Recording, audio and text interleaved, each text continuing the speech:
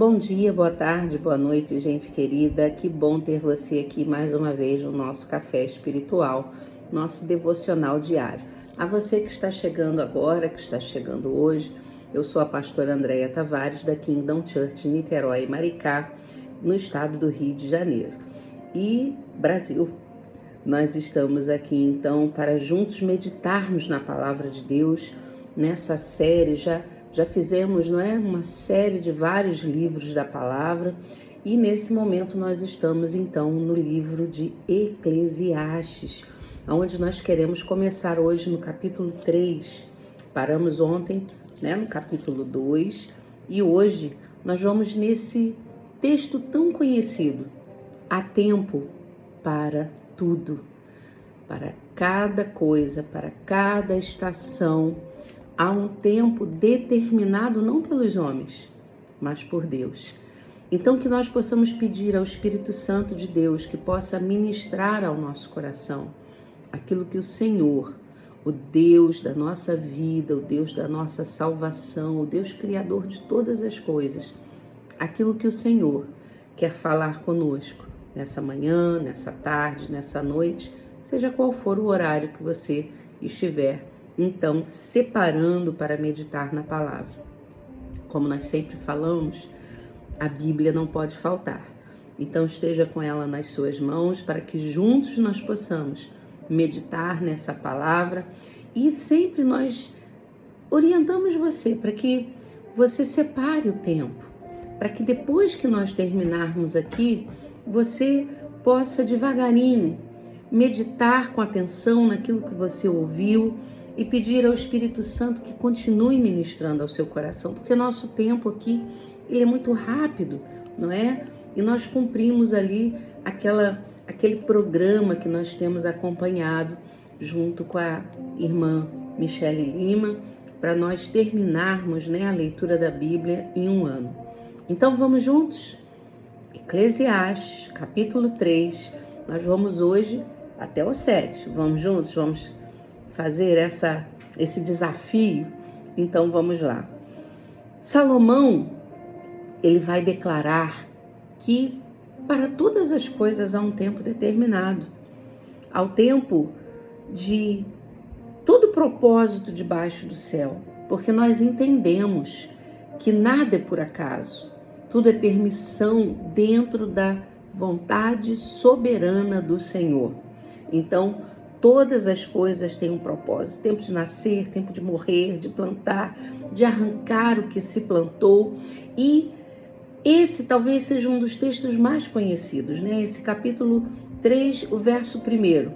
Tempo de nascer, tempo de morrer, de plantar, de colher, de chorar, de rir, de abraçar, de afastar-se. E muitas vezes, meus irmãos, a nossa dificuldade é não entender o tempo, a estação em que estamos vivendo. Muitas das vezes, né, é difícil entender qual o tempo da nossa vida que nós estamos vivendo aqui. É tempo de calar, é tempo de falar, é tempo de plantar, é tempo de arrancar o que se plantou. Que tempo é esse que estamos vivendo? Então, para tudo, nós precisamos discernir, e só podemos fazê-lo mediante a presença do Espírito Santo de Deus na nossa vida. Nós, muitas vezes, estamos teimando em permanecer em estações que Deus já está determinando que elas sejam mudadas. E nós estamos como que agarrados, estamos como que, não é, tomando ali as rédeas, quando, se nós cremos e confiamos e descansamos em Deus, nós temos que entregar as rédeas da nossa vida ao autor e consumador da nossa fé. Você já fez isso? Ou você está tentando e teimando com Deus em viver um ciclo que Ele já está realinhando na sua vida? Então, meus irmãos, há momentos em que Deus permite que algo seja plantado, mas há momentos que Ele permite que seja podado, não é? Então, há um texto aqui que eu gostaria de compartilhar, que está em Gálatas 4, 5. que diz: mas vindo a plenitude dos tempos, Deus enviou seu Filho, nascido de mulher, nascido sob a lei, para remir os que estavam debaixo da lei, a fim de recebermos a adoção de filhos. Então, meus irmãos, na plenitude do tempo, Cristo veio, se fez verbo, tabernaculou entre nós. Deus trabalha em tempos, Ele trabalha em estações e Ele sabe exatamente quando agir na nossa história. A história que Ele já preparou, a história que já está definida desde que nós fomos concebidos, desde que ali estávamos no ventre das nossas mãos. Então Eclesiastes 3:11 vai dizer: tudo fez formoso em seu tempo, também pôs a eternidade no coração do homem. Ah, meus irmãos, que palavra preciosa é essa? Porque nós entendemos que há coisas que não tem como ser compradas, e a eternidade é uma delas. Dinheiro não pode comprar, sucesso não consegue preencher a eternidade, pessoas não conseguem alcançar a eternidade se não for através daquele que é eterno, daquele que se despojou da sua glória, aquele que é o unigênito Filho do Pai, que veio para poder nos garantir a eternidade pelo alto preço que foi pago na cruz. Aleluia!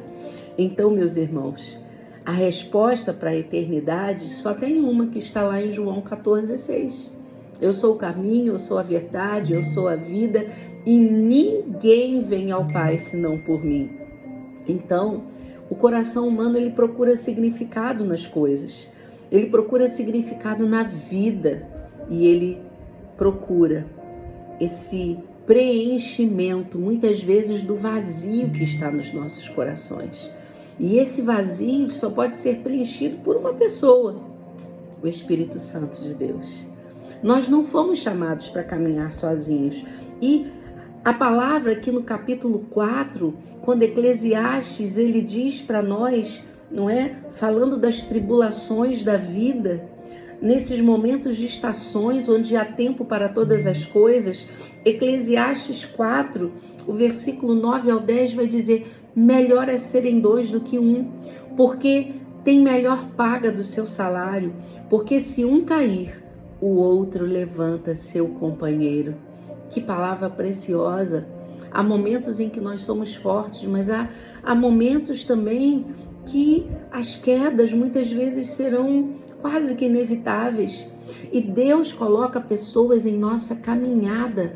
Para quê? Para nos ajudar a ficar de pé. Para nos ajudar, para nós nos levantarmos. Quem pode ser, pastora? Um familiar? E às vezes você está desprezando pessoas que Deus está colocando à sua volta para te estender a mão, para ser um instrumento de Deus na sua vida. Cuidado, não rotule pessoas. Cuidado para não julgar pessoas, porque Deus usa as coisas loucas para confundir as sábias. Meus irmãos. E muitas vezes aqueles a quem nós rotulamos serão aqueles que podem ser instrumentos de Deus na nossa vida para nos ajudar. Quantas vezes você julgou um familiar, um amigo, um conhecido? Quantas vezes você rotulou pessoas? Fulano não presta, fulano não vai dar em nada. Quantas vezes você falou de alguém? Mas você não é o juiz. Você não é conhecedor das estações do tempo de Deus na vida das pessoas. Eu creio num Deus que Ele faz o impossível acontecer por causa de uma alma. Ele não faz por você? Ele não fez por mim? Por que nós, então, tantas vezes julgamos o que Deus pode fazer na vida de outros?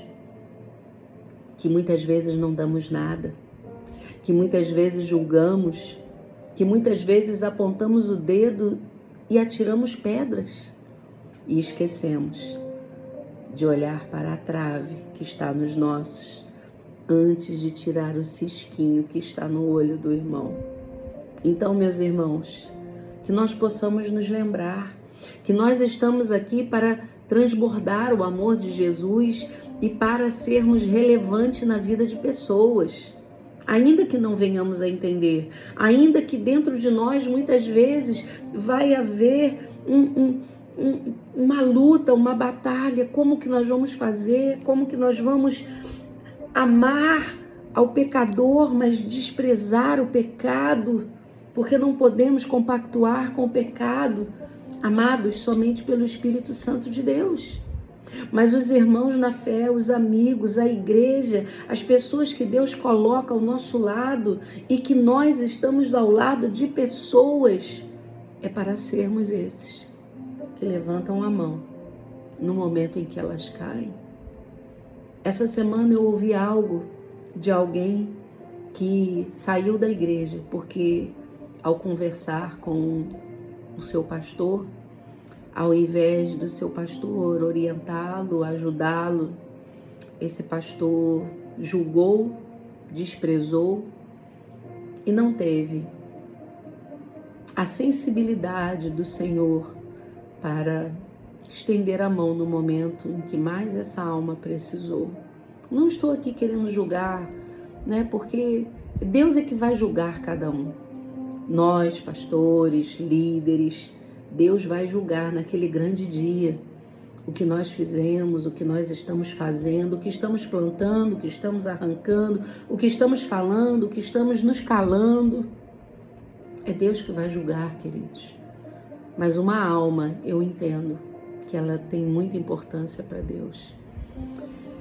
E somente o Espírito Santo, nas tribulações da vida, pode nos ajudar. E Salomão está aqui dizendo que nós temos que ser esses que estamos dispostos a levantar pessoas. Cristo, ele nos ensina que a igreja não é apenas o lugar de reunião, de buscar, é o lugar de comunhão, é o lugar de ser corpo. E ser corpo dentro para ir para fora, para resgatar vidas. Você, eu somos esses instrumentos de Deus. Eu e você somos esses agentes do reino de Deus. Nós somos cópias de Jesus aqui na terra. E se você ainda não é alguém que foi alcançado por Jesus, meu irmão, creia.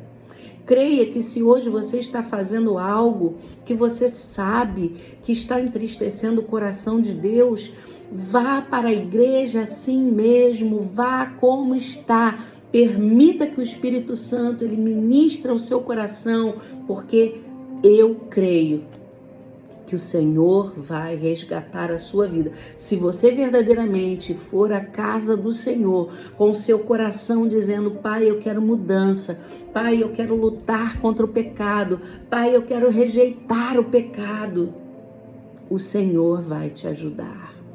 O Senhor usará pessoas, o Senhor irá ajudar você a ser liberto, a ser alcançado, lavado, remido pelo sangue de Cristo Jesus. Eu creio. Então, meus irmãos, a palavra, o apóstolo Paulo declara em Romanos 12:5, assim nós que somos muitos, somos um só corpo em Cristo, mas individualmente somos membros uns dos outros, para viver a unidade, a comunhão, para estreitarmos os laços em amor. Então, o capítulo 5, ele vai falar da loucura de votos precipitados. Cuidado, não faça votos precipitados. Cuidado, para que nós possamos prestar atenção. Esse primeiro versículo, ele vai dizer: guarda o teu pé quando entrares na casa de Deus. Chegar para ouvir é melhor do que oferecer sacrifícios como fazem os insensatos. Chegar para ouvir, meus irmãos. Às vezes nós entramos na presença de Deus cheios de pedidos. E Deus deseja que nós possamos aprender a nos silenciar muitas vezes para ouvi-lo. A oração não é apenas falar, é se relacionar, é se comunicar com Deus. E comunicar-se também é escutar. Ser pronto para ouvir e tardio no nosso falar. Deus, Ele quer que nós venhamos a corrigir as nossas rotas. Talvez hoje você esteja ciente de que a sua rota está totalmente sem direção. E isso que Deus quer fazer, nos trazer de volta, nos converter ao único caminho que leva à eternidade. E a palavra ainda nesse capítulo 5, ela vai falar sobre a vaidade das riquezas. Ela vai dizer que quem ama o dinheiro, jamais dele vai se fartar. E quem ama a abundância nunca se farta da renda. E também isso é vaidade. Vai dizer ainda no versículo 12 que doce é o sono do trabalhador, quer coma pouco, quer muito, mas a fartura do rico não o deixa dormir. Alguns só querem riquezas, estão lutando, eu quero ser rico, quero ser rico, quero ser rico. Mas estão vazios, totalmente vazios, desprovidos de qualquer sentimento, desprovidos de qualquer afeição, desprovidos do amor de Deus. Ah, meus irmãos, a palavra tem tanto a nos ensinar. O capítulo 6 vai declarar numa palavra que diz: há um mal que vi debaixo do sol e que pesa sobre os homens. O homem a quem Deus conferiu riquezas, bens e honras e nada lhe falta, de tudo quanto a sua alma deseja, mas Deus não lhe concede que disso coma. Antes o estranho come, também nisso é vaidade e grave aflição. Ah, queridos, Salomão aqui vai apresentar uma sociedade que está medindo o valor de pessoas por aparência, por riquezas, por conquistas, mas ele não vai prosperar. Ele pode alcançar a riqueza financeira, mas ele não vai prosperar na sua vida interior e muito menos a eternidade. E aqui tudo passa rápido. Talvez ele alcance a riqueza, mas não vai ter a sua saúde para desfrutar da sua riqueza. Talvez ele alcance a riqueza, mas não vai encontrar a paz para desfrutar a sua riqueza. Então tem coisas, queridos, que riqueza nenhuma desse mundo pode comprar. Só Deus pode nos dar. E para encerrarmos então o capítulo 7, a gente já está passando um pouco do nosso tempo. O versículo 1 vai dizer: melhor é a boa fama do que um unguento, e o dia da morte melhor do que o dia do nascimento. Parece duro, não é verdade? Meu Deus! Mas Salomão aqui está nos levando a pensar sobre algo muito maior, sobre legado, que não é sobre como começamos, mas é como terminamos.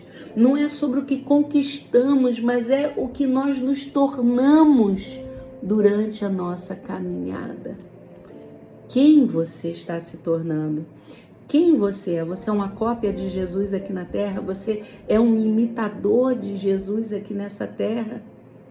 Cristãos, pequenos cristos, para transbordar do amor de Deus, para proclamar a palavra de salvação, para que vidas sejam alcançadas, sejam amadas, abraçadas pelo amor de Jesus. Ah, meus irmãos, há tantas almas se perdendo, há tantas batalhas que nós nos deparamos e que constrangem o nosso coração. Isso não te causa dor, isso não te causa um desespero de bradar pelo amor de Jesus, gritar pelas ruas, por todos os lugares, que Jesus, Ele quer curar feridas, Ele quer curar traumas. Ah, meus irmãos, e aqui Salomão diz que compara a sabedoria e a loucura. E a moderação em tudo, ele diz, é boa. Nós olhamos para o livro do pregador, de Eclesiastes, e nós, no Novo Testamento, eu queria compartilhar com você, quando Paulo, e nós falamos isso ontem, diz, porque dele, por ele, para ele são todas as coisas, glória, pois, a ele eternamente. Tudo é ele, é por ele, essa é a direção. A nossa vida, queridos, não vai encontrar sentido, não vai encontrar propósito enquanto nós não permitirmos que Deus ele esteja no controle da nossa vida. Esse é o sentido. Quem está no controle da sua, da minha, da nossa vida? Jesus, ele dá significado ao tempo. Jesus, ele transforma perdas em aprendizado. Um pastor que eu gosto muito de citá-lo, diz que as nossas provas, os nossos aprendizados, eles são pedagógicos. Então, meus irmãos, há estações de crescimento, há estações de poda, há estações de perda, porque é preciso muitas vezes perder para se ganhar. E é preciso morrer para viver. Aleluia! Então, queridos, a nossa caminhada, ela é uma esperança eterna. Então, hoje, essa estação que você está vivendo, talvez seja tempo de esperar, talvez seja tempo de plantar, talvez seja tempo de reconstruir, talvez seja tempo de abrir mão, talvez seja tempo de recomeçar. Mas a estação, ela nunca é permanente. Deus, ele continua trabalhando, então não se apresse, mas queira viver o propósito de cada estação. Não tente preservar aquilo que Deus está encerrando e nem se prender aquilo que Deus está dizendo. Vai, mas cuidado para não ouvir a voz do seu coração, mas discernir a voz de Deus, porque o nosso coração nos engana. Oh, como nos engana! Então, queridos, pergunte nesse dia que tipo de estação eu estou e que você possa pedir ao Espírito Santo de Deus a viver bem o tempo, esse tempo presente, agradecendo ao Senhor e não vivendo preso ao ontem. O que passou, passou. Hoje é um novo dia.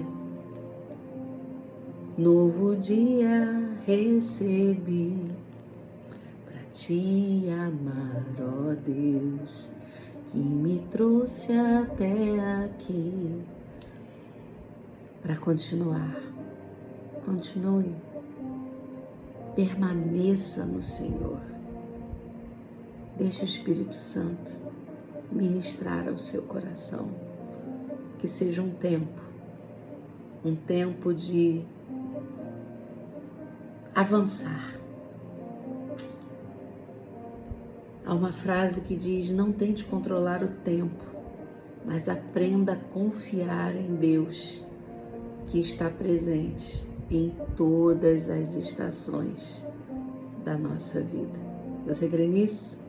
Então, que Deus possa nos ensinar a viver esse tempo da maneira que Ele espera que vivamos. Pai, obrigado. Obrigado pela Tua palavra, obrigado por esse tempo, obrigado, Senhor, porque o Teu Espírito, Ele nos instrui, porque o Teu Espírito nos ensina, porque o Teu Espírito quer nos aproximar de Ti, Senhor, porque o Teu Espírito quer nos ensinar a falar, que o Teu Espírito quer nos ensinar a tocar, Senhor, no outro, Pai, a abraçar, até mesmo, Senhor, a deixar de abraçar, Pai. O Teu Espírito quer nos ensinar, Senhor, a plantar, a arrancar o que se plantou. O Teu Espírito quer nos ensinar que há tempo de viver, Pai. E que nesse tempo de viver, Senhor, que nós venhamos, Senhor, a juntar não tesouros aqui dessa terra, mas os tesouros dos céus. Que o nosso coração se encha de esperança para vivermos a esperança, para falarmos da esperança, essa esperança que tem nome e é Jesus. Aleluia. Porque haverá, Senhor, haverá estações onde pessoas, Senhor, estarão desesperançosas. Haverão estações, Senhor, onde haverão pessoas na dor do luto, da perda, Senhor. Mas que elas saibam que há um tempo para tudo, inclusive o tempo de recomeçar. Aleluia. Que seja tempo, Senhor, na vida desse irmão, dessa irmã, um tempo de recomeço, um tempo de aprendizado, um tempo de busca, Senhor, um tempo, Senhor, de exercitar a fé, Senhor, um tempo, Senhor, de se realinhar ao Teu coração, Pai. Um tempo, Senhor, de atentar à sabedoria do alto, não à sabedoria desse mundo, Pai. Um tempo de se mover, um tempo de agir, um tempo de avançar.